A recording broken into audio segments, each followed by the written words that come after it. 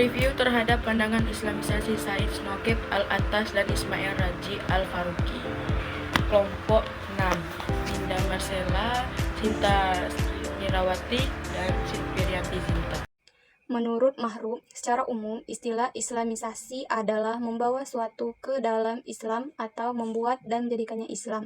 Definisi ini bukan berarti Islam tidak bersifat universal, tapi lebih berarti bahwa di luar Islam ada berbagai macam hal yang jauh dari nilai-nilai Islam.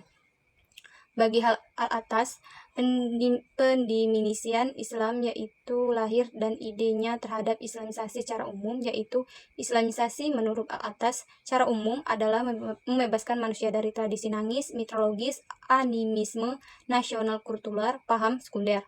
Al-Atas juga memaknai Islamisasi sebagai suatu proses, meskipun manusia mempunyai komponen jasmani dan rohani sekaligus, namun pembebasan itu lebih menunjukkan pada rohaninya. Sebab manusia yang demikianlah manusia yang sejati, yang semua tindakannya dilakukan dengan standar penuh makna. Al-Atas mempersifatkan Islamisasi sebagai proses pembebasan atau memperdekakan, sebab ia melibatkan pembahasan roh manusia yang mempunyai pengaruh atas jasmaninya, dan proses ini menimbulkan keharmonisan dan kedamaian dalam dirinya sesuai dengan fitrahnya. Al-Atas juga memaknai Islamisasi sebagai suatu proses, meskipun manusia mempunyai komponen jasmani dan rohani sekaligus, namun pembebasan itu lebih menunjukkan pada rohaninya. Sebab manusia yang demikianlah manusia yang sejati, yang semua tindakannya dilakukan dengan standar penuh makna. Al-Atas mempersifatkan Islamisasi sebagai proses pembebasan atau memperdekakan, sebab ia melibatkan pembahasan roh manusia yang mempunyai pengaruh atas jasmaninya, dan proses ini menimbulkan keharmonisan dan kedamaian dalam dirinya sesuai dengan fitrahnya.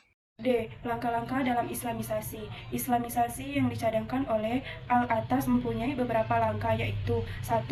Mengislamisasi unsur-unsur dan konsep-konsep kunci yang membentuk budaya dan peradaban berat. 2. Memasukkan unsur-unsur Islam beserta konsep-konsep kunci dalam setiap bidang dari ilmu pengetahuan saat ini yang relakan.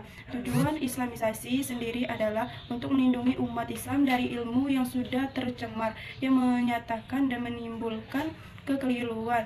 Islamisasi ilmu bertujuan untuk mengembangkan ilmu yang hakiki, yang boleh membangunkan pemikiran dan pribadi muslim, yang akan menambahkan lagi keimanan kepada Allah.